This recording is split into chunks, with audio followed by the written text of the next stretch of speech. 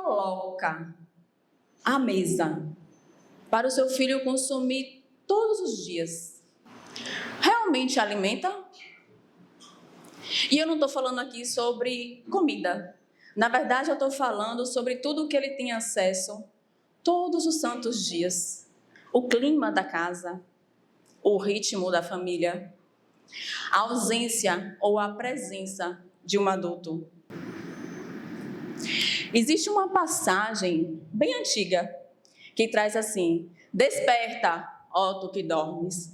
Mas, na verdade, essa passagem não se trata de abrir os olhos. Essa passagem traz a reflexão da gente perceber o que está por trás daquilo que se apresenta e que muitas vezes nos negamos a ver.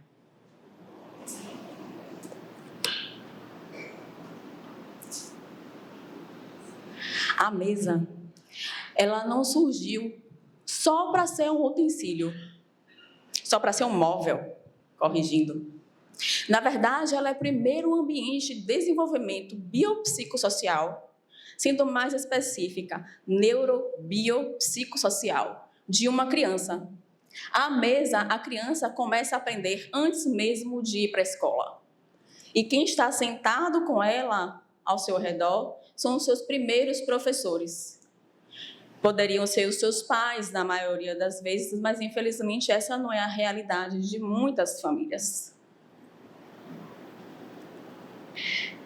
Na nutrição, aprendemos muito sobre nutrientes, sobre o alimento, sobre necessidades nutricionais. Mas foi no dia a dia do consultório que eu comecei a perceber um outro tipo de necessidade que até então era desconhecida para mim. Fome de afeto, fome de pertencimento, fome de previsibilidade, fome de território relacional.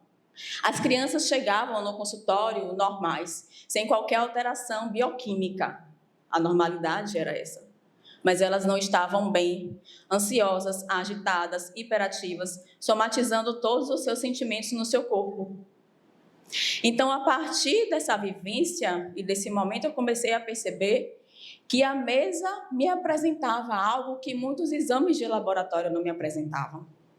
A mesa expressava, ou seja, melhor, a ausência da mesa expressava o que muitos exames de exame laboratorial não me mostrava.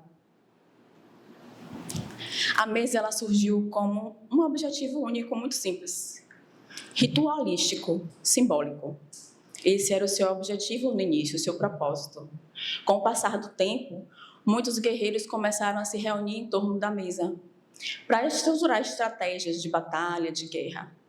E aí, com o tempo, a mesa começou a ser ocupada também como lugar de honra e de pertencimento por esses guerreiros que conquistavam aqueles territórios. Um pouco mais à frente, a mesa começou a ser utilizada para momentos de partilha, de comunhão. E avançando um pouco mais nessa linha do tempo, a mesa começou a ser utilizada como espaço de aprendizagem e de ensino, como é defendido por Montessori e muitos outros estudiosos. Então percebam uma coisa, nesse curto espaço de tempo, percebemos que a mesa é muito menos sobre comida e muito mais sobre relações, sobre formar pessoas. A partir do século XIX, quando veio a Revolução Industrial, a mulher ela começou a alcançar espaços de trabalho fora do lar. E isso tornou o ambiente, a cultura da mesa um pouco mais frágil. A partir do século XX, principalmente após a Segunda Guerra Mundial, a ausência dos pais e das mães fora de casa, ambos como provedores de uma família, começaram a trazer uma ausência, um vazio para o lar, como uma consequência dessa saída. Então, a mesa, que na verdade era algo fácil e constante de se realizar, uma refeição em família, era espontâneo, começou a depender de duas coisas dessas pessoas que conduziam aquela família: de intenção e de esforço. Então, na verdade, a mesa começou a entrar na era moderna com um grande desafio: unir uma família ao mesmo tempo, no mesmo lugar. Quando a mesa ela não se apresenta como um espaço de convivência, a criança aprende muitas coisas. Aprende a comer rápido e sem consciência do que está sendo consumido. Aprende a viver sem previsibilidade. Aprende a lidar com ausências. Aprende a buscar a atenção de outras formas. Porque quando uma criança ela não se sente vista, ela busca essa luz, essa atenção em qualquer outro lugar. Ela busca esse olhar em qualquer outro lugar. E as consequências disso podem acontecer a curto, a médio e a longo prazo. Uma criança que não é exposta à mesa, ela não perde só a refeição ou a saúde. Ela perde também outras questões. Por exemplo, ela tem um impacto no ritmo de vida, e isso vai trazer consequências no seu cognitivo. Ela tem um impacto sobre seus vínculos, e isso traz consequências em suas relações. Tem um impacto na modelagem, no modelo de quem ela observa e olha como exemplo, e isso compromete o seu comportamento no ambiente que ela se encontra. Sem considerar também que a ausência da mesa traz um baixo vocabulário, pior desempenho escolar, dificuldade de se relacionar, ansiedade, agitação, excesso de peso, obesidade, seletividade alimentar e outros inúmeros transtornos nutricionais e distúrbios alimentares, de inúmeras formas. Mas será que a mesa, ela perdeu valor? Na verdade, a mesa, ela não perdeu valor. Só que a falta de conversa, de diálogo, começou a existir a partir do momento em que se fez presente uma ausência.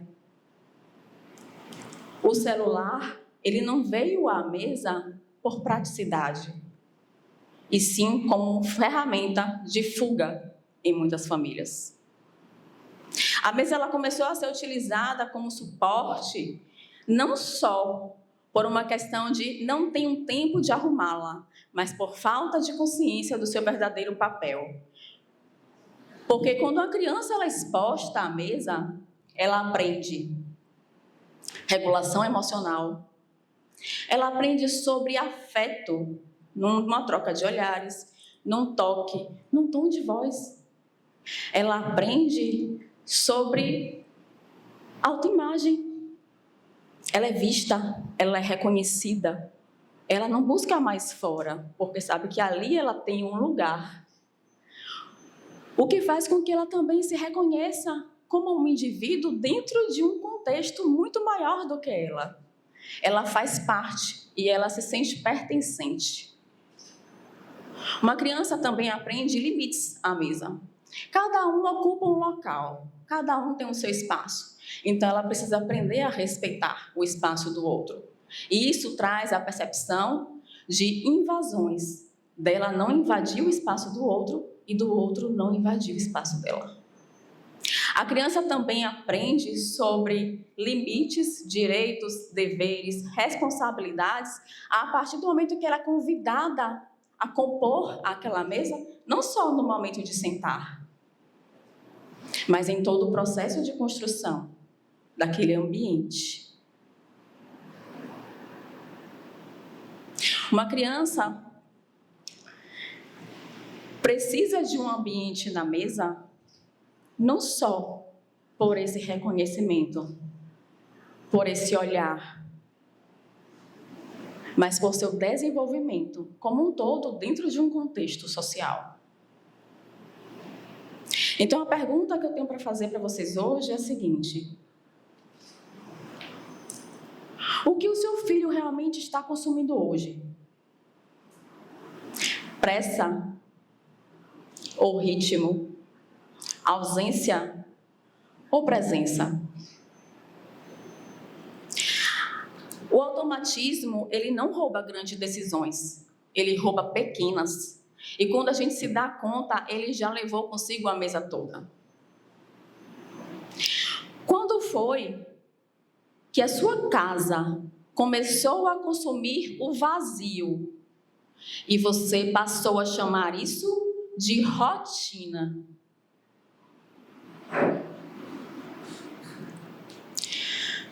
Mesa é agricultura. Quem ara, quem planta, quem rega, colhe valores,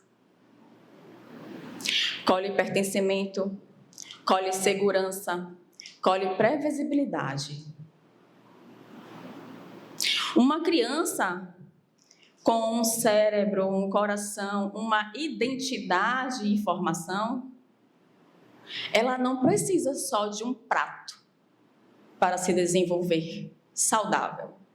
Ela precisa de muito mais. Ela precisa de todo o ambiente que cerca aquele prato. E agora? Com essa informação, a gente faz o quê? Para a maioria aqui, eu acredito que possa até ser fácil, mas o desafio é muito grande porque não é simples. Mas é uma forma de começar. Que tal começar a sentar-se à mesa mais vezes por semana ou por dia? Que tal buscar a companhia que seja a sua companhia ou de outras pessoas à mesa, sem o uso de uma tecnologia, sem celular, sem televisão, sem qualquer outro eletrônico? Que tal trazer junto com talheres e pratos, canetas coloridas, giz de cera, lápis de cor? Que tal trazer junto com toalha de mesa, jogo americano, papel craft e papel A4? E assim com esses, contar histórias, criar desenhos, criar momentos, criar experiências, criar, porque a mesa não se cria só os pratos, se cria memória. Então é esse o convite que eu tenho para fazer para vocês hoje. Porque se você quer mudar a realidade da sua vida, do seu filho ou da sua família, você precisa começar de dentro, à mesa. Começar a partir de você. E eu tenho certeza que essa mensagem vale muito a pena ser passada adiante. Obrigada.